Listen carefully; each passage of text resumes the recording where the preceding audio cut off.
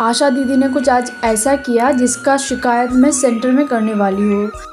तो good morning दोस्तों, सब लोग कैसे हैं? आशा करती हूँ सभी लोग अच्छे हैं और स्वागत है मेरे चैनल पे आप सभी लोगों का। और देखिए हम आ गए पोलियो पिलाने के लिए। देखिए बारिश हुआ है इसलिए जगह जगह ना गड्ढे में पानी जमा हुआ है। और देखिए मिवान को पोलियो पिलाने के बाद ऐसा मुझे लग रहा है कि पोलियो पूरा फेंक दिया कि नहीं, लेकिन मैं बोल रही थी पोलियो शायद उसने फेंक दिया दोबारा से पिलाने के लिए। लेकिन जो सेंटर वाले दीदी है वो बोल रहे थे कि नहीं 2 ड्रॉप काफ़ी है।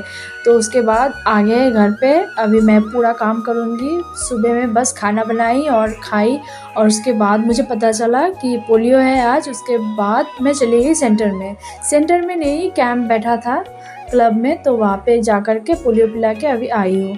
और देखिए ये निशान, हर एरिया के सेंटर वाले जो आशा दीदी होते हैं उनका ये रिस्पॉन्सिबिलिटी होता है कि कुछ भी हो, वैक्सीन हो चाहे पोलियो हो, कुछ भी हो, आप अपने एरिया के जो मम्मी हैं उनको फ़ोन करके बताएं कि आज वैक्सीन है आपके बच्चों का या फिर पोलियो है या कुछ भी है। 1 दिन पहले या 2 दिन पहले बताना चाहिए कि आपका बच्चों का अगले दिन पोलियो है या फिर वैक्सीन है। तो ये हर आशा दीदी का रिस्पॉन्सिबिलिटी होता है। लेकिन पता नहीं क्यों जो आशा दीदी है यहाँ पे, जो इस एरिया का जो आशा दीदी है उनका ना कोई रिस्पॉन्सिबिलिटी नहीं है। हम फ़ोन करके बोलते हैं सेंटर में कि हमारा कब जाना है, हमारा बच्चों का कब इंजेक्शन है ये। और मुझे पता चला बगल वाले जो दीदी है मेरे साथ रेंट पे रहती है, वो बोली कि आज पोलियो है, अभी अभी चले जाओ, क्योंकि फिर बाद में पोलियो ख़त्म भी हो सकता है या फिर ऐसा भी हो सकता है कि जो घर पे आते हैं ना अगले दिन पोलियो पिलाने के, वो नहीं भी आ सकते हैं, तो तुम चले जाओ। तो मुझे अचानक से पता चला और मेरा काम ठीक से हुआ भी नहीं, मैं वैसे ही चली गई थी पोलियो पिलाने। तो वही मैं सेंटर वाली दीदी को जो बोल रही थी, आशा दीदी को बोल रही थी कि आपका ये रिस्पॉन्सिबिलिटी, आप फ़ोन क्यों नहीं किए? तो वो बहाना दे रहा था, उनका काम है ये, वो ठीक से नहीं कर रहे। इसके पहले भी मिवान का इंजेक्शन था तो उस टाइम भी उन्होंने फ़ोन करके मुझे नहीं बताया, फिर मैंने उन्हें फ़ोन किया, उसके बाद उन्होंने कहा कि हाँ आपका इंजेक्शन है आप आइए।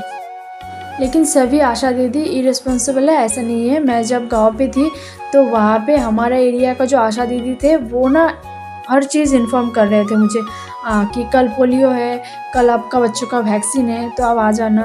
तो हर चीज़ मुझे बोल रहा था और कहाँ पे कैंप है, ये वो सब कुछ मुझे इन्फॉर्म कर रहा था वो आशा दीदी। तो ये आशा दीदी थोड़ा-सा प्रॉब्लम, पता नहीं क्या है, उनका फैमिली प्रॉब्लम भी हो सकता है, लेकिन फिर भी आपका ये रिस्पॉन्सिबल बनता है। अगर कोई एक वैक्सीन छूट जाता है फिर बच्चों के लिए, बच्चों का भविष्य के लिए तो ये ख़राब बन सकता है। तो इसीलिए आपका ये रिस्पॉन्सिबल अच्छे से करना चाहिए। तो मैं सेंटर में ना इसका शिकायत करूँगी कि हमारे जो आशा दीदी है वो ठीक से हमें इन्फॉर्म नहीं कर रहे हैं। जब आपको पता होता है कि कल वैक्सीन है आपको, तो उस हिसाब से आप सुबह में उठते हो, सारा काम कंप्लीट करते हो, उसके बाद आप सेंटर में जाते हो या फिर कैंप जहाँ पे लगा रहता है वहाँ पे जा कर के आप इंजेक्शन, वैक्सीन, पोलियो पिलाते हो।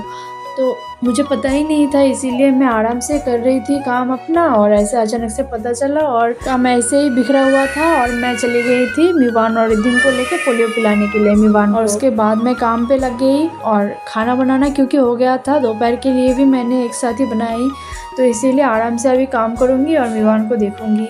और लगातार 2 दिन से 3 दिन से बारिश हो रहा है और धूप भी नहीं है, कपड़ा भी सूखता नहीं है। और यहाँ पे देखिए पेड़ है, पास में बगल में पेड़ है, उसका पत्ता बिखर के पड़ा रहता है यहाँ पे, तो मैं अच्छे से ये साफ़ कर लेती हूँ सुबह में ही। और अभी जून जुलाई का महीना चल रहा है ना, इतना बारिश हो रहा है लगातार, इसीलिए ना एकदम पानी, चारों तरफ पानी हो गया है, पानी जमा हो गया है। यहाँ पे तो नहीं हुआ है लेकिन मेरे मायके में भी पानी आ गया है और मेरे ससुराल में भी पानी आ गया है। तो इसी कारण, और इसी हफ्ते मिवान का अन्नप्राशन भी है। हम सोच रहे थे अन्नप्राशन मेरे मम्मी के घर होएगी, लेकिन मेरी मम्मी के घर ना पानी हो गई है, मतलब बारिश का पानी जमा हो गया है, तो इसीलिए वहाँ पे नहीं होगा, यहाँ पे होगा। तो अभी ये मेरा रिस्पॉन्सिबल हो गया है कि मुझे सब कुछ साफ़ सफाई करना पड़ेगा। यहाँ पे मैं अकेली रहती हूँ और मुझे टाइम नहीं मिलता अच्छे से डीप क्लीन करने का। और मैं दीदी को बोली, मेरी सासू माँ को बोली, मेरी मम्मी को बोल रही हूँ कि आप 2 दिन पहले ही आ जाना, लेकिन 2 दिन पहले नहीं आएंगे। वो अगर आते तो फिर मेरा ये काम में हेल्प हो जाता और मैं मीवान को लेके सच में रूम का कोई डीप क्लीन नहीं कर पाती। मैं बस ऊपर का ही साफ़ सफाई करती हूँ, जैसे डीप क्लीन करती थी पहले, एकदम कोना साफ़ करती थी, अभी मैं वैसे नहीं कर पाती। तो वो नहीं आ पा रहे हैं क्योंकि सभी का परिवार है, उनका काम होता है, तो मैं किसी को इसलिए प्रेशर नहीं दे रही हूँ। जब वो आएँगे, बुधवार को ही आएँगे, तो मैं अभी टेंशन में पड़ गई हूँ कि मैं कैसे क्या करूँगी।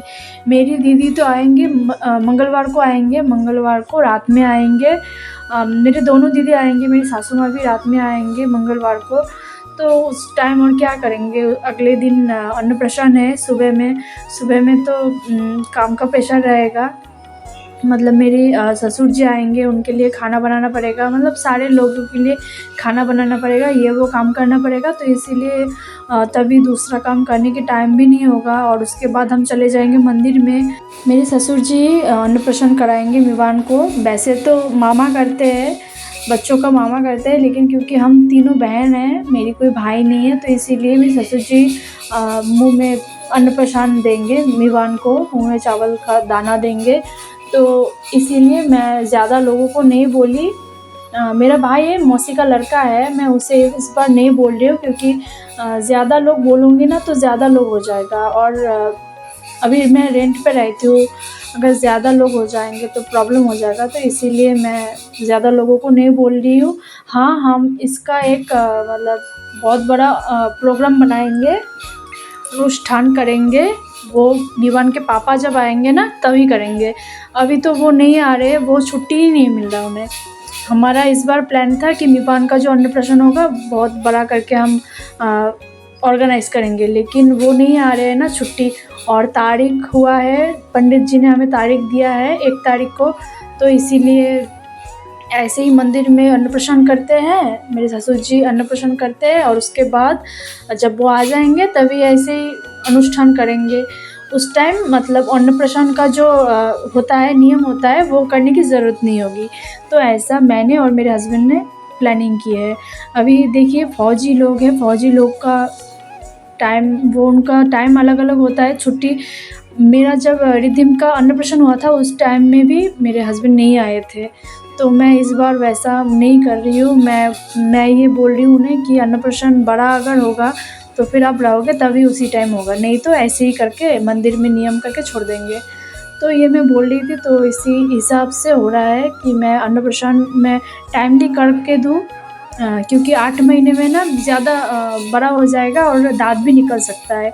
और दाँत निकलने के बाद अगर अन्नप्राशन करते हैं तो फिर इसका बहुत सारे ख़राब हो सकते हैं, बच्चों को सेहत ख़राब हो सकता है। तो इसीलिए 6 महीने में, अभी 6 महीना है मीवान का उम्र, तो 6 महीने में करा देते हैं। तो मैंने और मेरे हस्बैंड ने ये प्लानिंग किया है कि उनके आने से पहले ये नियम कर देते हैं, उसके बाद जो करना होगा वो हम करेंगे, बड़े करके करेंगे या फिर कुछ भी हो, जो प्लानिंग है वो हम करेंगे। और देखिए मेरा काम हो गया है, आपसे बात करते-करते मैंने अच्छे से सब कुछ साफ़ कर लिया है। और इस टाइम पे ना मीवान सो रहा था। मीवान जब सोता है तब मैं जल्दी-जल्दी फटाफट से काम कर लेती हूँ, क्योंकि वो रोता है, चीखता है, मतलब जब खेलता भी है ना बहुत चीखता है, ऐसा लगता है कि वो रो रहा है। तो रिद्धिम बार-बार बोलता है मम्मी आ जाओ, आ जाओ, तो इसीलिए मैं मतलब काम ठीक से नहीं कर पाती, मुझे डिस्टर्ब फ़ील होता है। तो इसीलिए जब मीवान सोता है तभी मैं फटाफट से काम कर लेती हूँ। और जब वो खेलता भी है, चीखता है, बहुत ज़ोर-ज़ोर से अभी चीखना सीख गया है, तो उस टाइम मैं उसके सामने रहती हूँ। और यहाँ पे मैं कपड़ा फ़ोल्ड कर रही हूँ, कपड़ा पार्ट-पार्ट करके रखूँगी।